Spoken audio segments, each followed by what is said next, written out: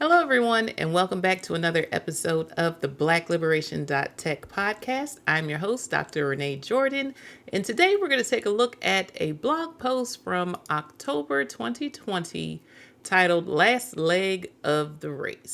So here we go. This year has been one for the record books. In the midst of everything happening, I still must move forward in my doctoral studies. Slow and steady wins the race. Aesop's fable of the tortoise and the hare. So that was an incredibly short blog post. I just wanted to put a pin in time in terms of where I was. I was in the midst of writing my prospectus, also known as my dissertation proposal, and it is truly the largest independent study, literally, that I've ever conducted, and it took a lot. And so in the prospectus, I had to provide my committee with the chapter 1, chapter 2, and chapter 3. So the background or introduction, as well as the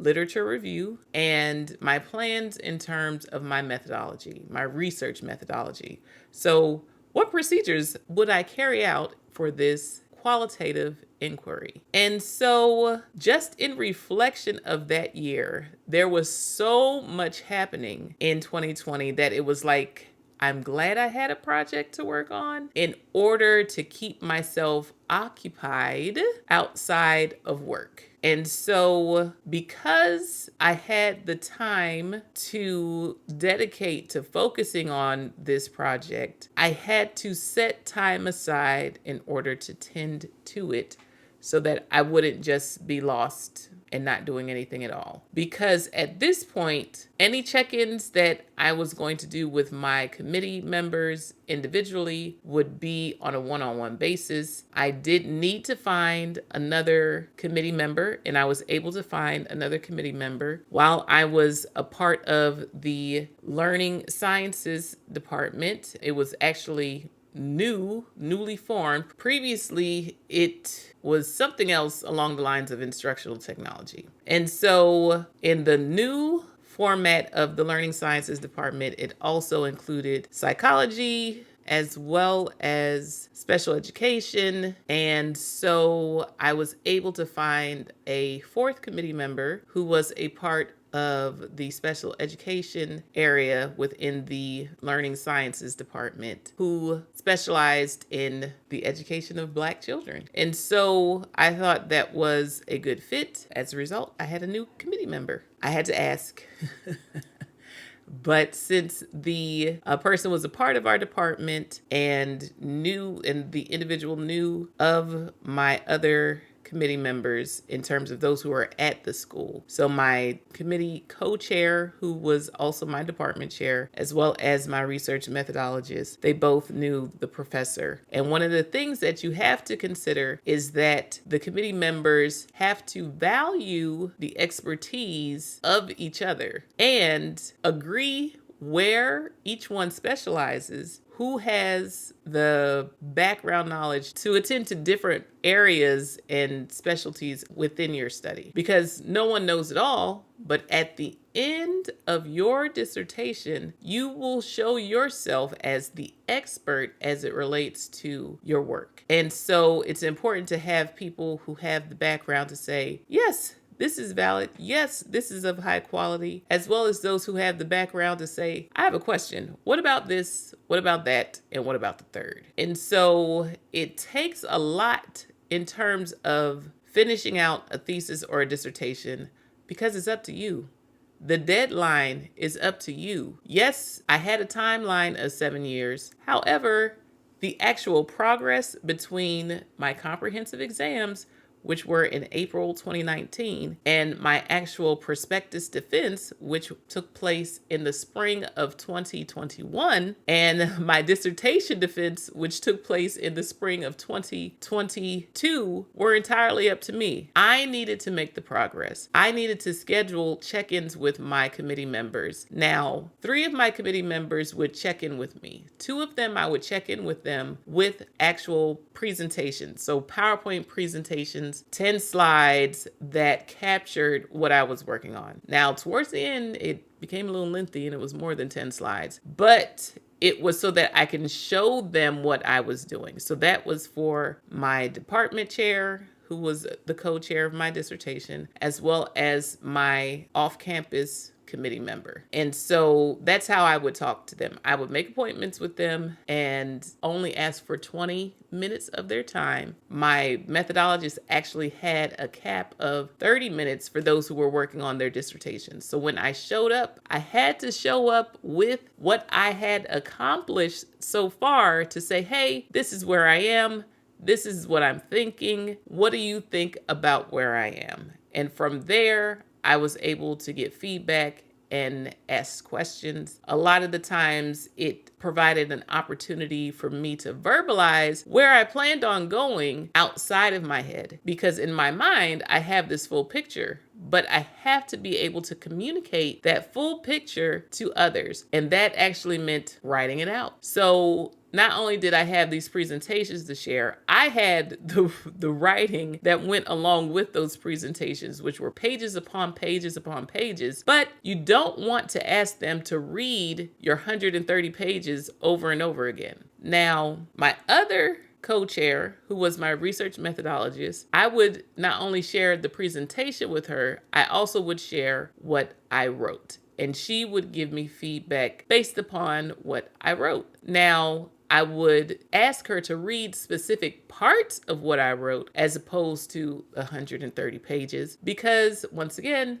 they have a lot of students. I had 4 people on my committee, but they had many more students than I had committee members. So if one professor has 30 advisees or sits on 30 committees, whether they are the chair or the co-chair, you have to be conscious of their time. And you have to understand that it's up to you to seek them out and to provide them with the bits and pieces that matter the most at that specific point in time. And so I want to encourage you to reach out to your committee members, reach out to your advisors, schedule 20 to 30 minutes for those who will give you feedback based upon what you present.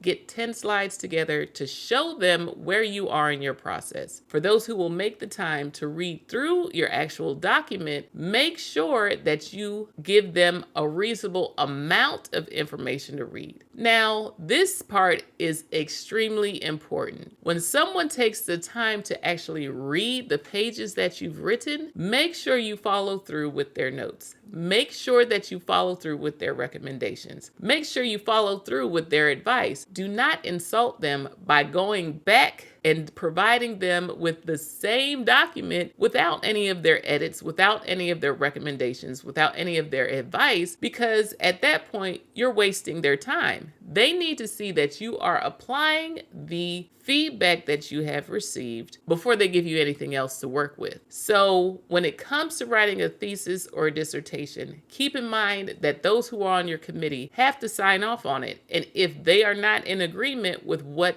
you have as a product, then you need to take it upon yourself to make those edits, to make those changes, to make those corrections. Now, with all of the technology out there, please be mindful of grammar. This is something that can be very frustrating to someone who's trying to read your paper for content. They're not there to edit your paper. Now, it's one thing if it's, a mistake here or there, but if it is a lot, sometimes Microsoft will stop correcting, meaning they'll stop putting the underline saying, hey, you need to edit this or this needs to be changed. Think about how you can say this differently. You will wear out Microsoft. So make sure that you are proofreading your work before you give it to them. And they are working from a standpoint where they're giving you feedback on your content and not your syntax and spelling. Another reason Aesop's Fable was critical at this point was because I needed to work, but I needed to work on it in a way that would be productive. Now, I geared up for a after-school program initially. Once COVID hit, I decided that I did not want to do an after-school program as a result of all of the changes that students were going through as a result of having to do school from home. And so I had to rethink my project. Now, the literature still applied, but I had to make changes in terms of who my target audience would be for my sample. And that meant thinking outside of the box, but staying within the same frame. So follow me. Initially, I wanted to do an after-school program with Latinas and Black girls at a middle school that wasn't far from my home. Well, with the thought process of, hey, students in K through 12 are going through a lot right now. I don't want to be a part of the, hey, I need you to do one more thing online. And so instead of going to middle school girls, I instead made my target audience those who were already in the field of technology saturated industries. So instead of looking to see how the girls went about learning technologies and demonstrating their digital literacies, I went to those who are the experts in terms of they are in professions that are technology saturated, and I asked them questions to work backwards. So in other words, I asked them, how did they get started when it comes to learning technology, and how did they demonstrate their digital literacies? And as a result, I was able to collect retroactive data from them, as well as ask them about how I should move forward with setting up an after-school program that was geared towards girls and their mothers in order to help them to enhance and develop their technology skills and digital literacies. So when you're thinking about your sample in terms of those who will engage in your study, once again, I'm coming from a qualitative inquiry because that's what I did. Yes, quantitative studies and mixed method studies have things to consider, but I'm going to go with a qualitative study because that's what I did. So when you are thinking about who will be a part of your study, you need to figure out who you're going to go to. Do you have access to the people you're interested in having as a part of your study? Keep in mind, these people should not be someone who reports to you in terms of work. So in other words, if you are a supervisor, don't go to those you manage or supervise. Don't go to your direct reports and expect them to be a part of your study. That's a conflict of interest because, of course, there's going to be some pressure there for them to participate in your study. And that's not good practice when we're talking about research. When you have people who want to participate in their study, there should be no pressure. There should be no consequences. They should be able to say no without there being any type of tension as a result of them deciding not to engage. And when someone does participate in your study, at any time, they should be able to leave with no consequence. So if you're somebody's supervisor, that puts a little pressure on it that's not good for research. And so if you are a supervisor, don't go to your direct reports and ask them to be a part of your dissertation or your thesis. That's inappropriate. In my case, I didn't want to be a further burden on students who were already going through extreme changes when it came to schooling as a result of the COVID-19 pandemic. So I went and jumped ahead in terms of ages and went to the adults. Not that the adults weren't suffering a lot, but from my standpoint, it would have been less of a burden on adults than students in order to have an hour interview as opposed to engaging in an after-school program over the course of a few weeks. Another adjustment that I needed to make as it related to my proposal or prospectus was that I needed to go back and revisit the literature as it related to Latinas in technology. I noticed that the school that I wanted to engage in had a very large population of those who identified as Hispanic. And so it behooved me to not only focus on Black girls, but also consider those who identify as Latinas. One of the most valuable lessons that I learned during my prospectus or my dissertation proposal writing process was that I had to clean it up. I had a lot going on. I was trying to do everything. I had so many theories intertwined. I had so many learning theories as well as research methodologies intertwined that I had entirely too much going on. And as a result, I had to cut back and trim it down so that it was clean and concise and manageable as it related to me having to go through the literature to get a good understanding of everything that I was included as it related to not only digital literacies and technology skill development, but also the learning theories and the research methodology that was a part of my work. At one point, I cut at least 27 pages from my dissertation proposal or prospectus. That was humbling. And instead of saying, oh my gosh, I'm throwing this in the trash, I can't believe it, I simply cut it out and saved it for another time.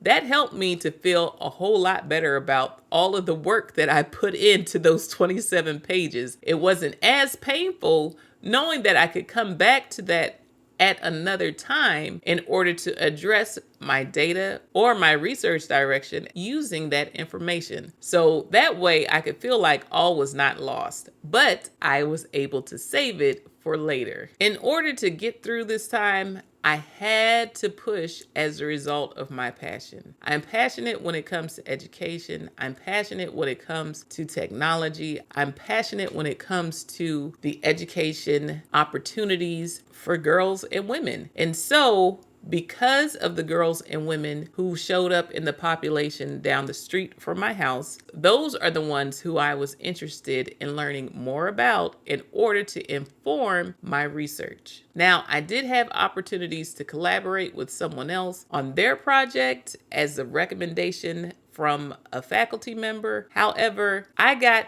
into a PhD program with a thought and an idea, and I wanted to see it through to the end. It went through many changes, but by the end of it, it was something that I could be proud of and that I am proud of and that I enjoy doing. Now, some people, there's no shame in it, are able to work on a project that is a part of what their advisor does. On the other hand, some of us want to have our own projects. What I was able to do was learn from the project that I worked on with my advisor for 3 years in order to inform my final project, my dissertation, in terms of what I wanted to do. I was also able to glean from the different conference proposals that I submitted, that I presented, and that I received feedback on to inform my final project. What were some things that I needed to consider? What were some things that I needed to look out for? What are some questions that people have when I'm talking about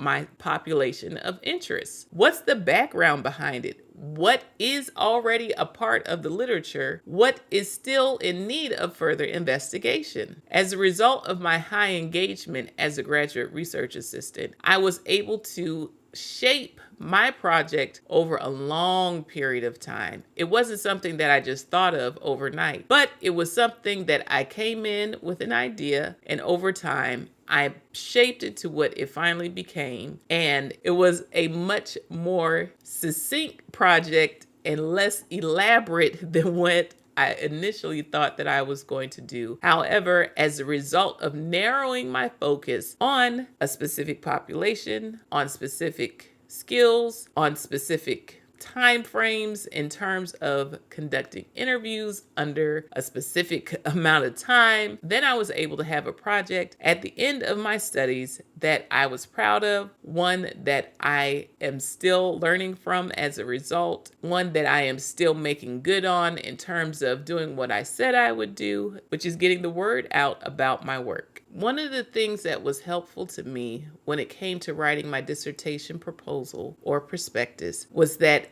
At the same time, I looked at what I needed to submit to IRB in order to get my study approved and so that I could move forward with my data collection process. So by having that side by side, I was able to include the ethical considerations that I needed to explain in my IRB proposal so that by the time my proposal, my dissertation proposal or prospectus was approved, I could submit my IRB proposal in order to get approval and start my actual study. Now, my IRB proposal had to go through a few more iterations after I submitted my prospectus, but I was already far along in terms of having a plan and many of the details required in order to submit the proposal in the first place. Throughout my studies, I would also go to the dissertation prospectus of others. One of the positive outcomes of us having to work from home when it came from school was that I was now able to attend many more dissertation prospectus as well as dissertation defenses as a result. I could hop in on Zoom and take a look and see what others were doing. I was able to hear the feedback and the questions they received from their committee members and consider them as I wrote my own work. In addition to attending those dissertation prospectus and defenses, I also attended workshops held by IRB in order to get a good grasp of the IRB application process. So while you're working on your dissertation prospectus or proposal, keep in mind the resources that are available to you at your school. The tool that I decided to use to help me with my qualitative analysis was NVivo. And the library at my institution had different tutorials on NVivo, so you can learn how to use it for your work. Working on a dissertation is not a small thing. So I want to encourage you to make sure that you're setting time aside. I want to encourage you to set your own deadlines. I want to encourage you to make it a point to check in with your dissertation committee based upon what they expect and what they're willing to engage you with. So whether that's 10 slides at a time or 10 pages at a time, make sure that you're having conversations with them all along the way. And doing so, being mindful that they have a whole lot more students than you have committee members. One of my dissertation committee members requested that he not see the dissertation prospectus until it was approved by my co-chairs for the defense. So in other words, he was not available to check in with me all along the way. He would check it once it was done and ready to present to the group. So make sure you check in with your committee members to find out what they're willing to do, what their expectations are, and how you need to navigate and respect their expectations and boundaries when it comes to working with them on your dissertation prospectus. One of the reasons he opted to waiting until the paper was turned in to everybody for consideration for the actual dissertation prospectus defense was that he was not a specialist as it related to everything that I was working on. And so he would look at it based upon his expertise and take a look at the entire proposal during the allotted time that the committee would have before the defense. With all that being said, keep in mind that although you are working on your own, you're not alone. Make sure you reach out to those who are there to support you. It's good to have others to bounce ideas off of. So whether that's classmates, whether that's a mentor, whether that's a professor at another institution, run it past them if they're willing to listen. Sometimes you need to spread the wealth when it comes to seeking help with your dissertation or thesis. You need to spread the wealth because chances are your advisor, those who are on your committee, they have a lot of things that are on their plate. Not only do they have a lot of students, they also have leadership, service, and teaching responsibilities that they have to take care of as well. So make sure that you are creating balance as it relates to how you seek help. Create balance by asking people well in advance for help, finding out how you can get on their schedule, find out what they are willing to go over with you, whether it's 10 pages or 10 slides. Make sure that you're incorporating the advice that they give to you. If you incorporate it and then you find out, you know what, this isn't quite working for me, be able to explain that to them when you go back. Don't just say, I just didn't do it, or think that they're not going to remember what they told you before. That's an insult.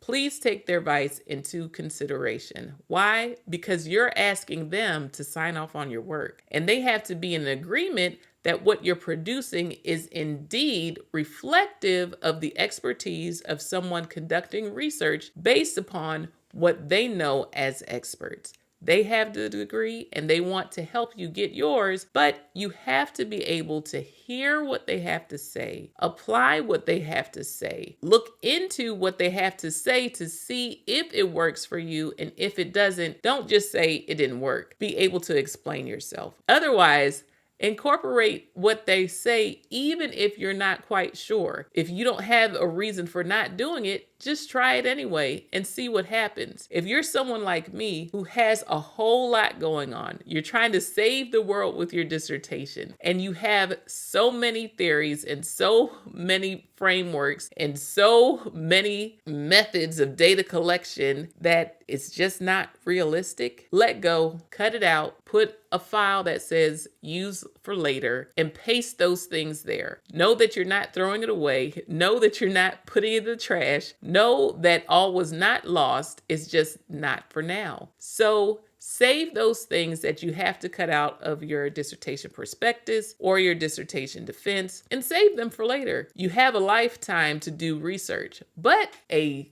good dissertation is a done dissertation. So make sure you're making progress by incorporating what people have to say in order to move forward. Keep in mind, slow and steady wins the race. Thank you again for listening to another episode of the Black Liberation.Tech podcast. I'm your host, Dr. Renee Jordan. Please be sure to like, subscribe, and share, rate, and review the podcast to help it become more discoverable. And until next time, take care. Bye-bye.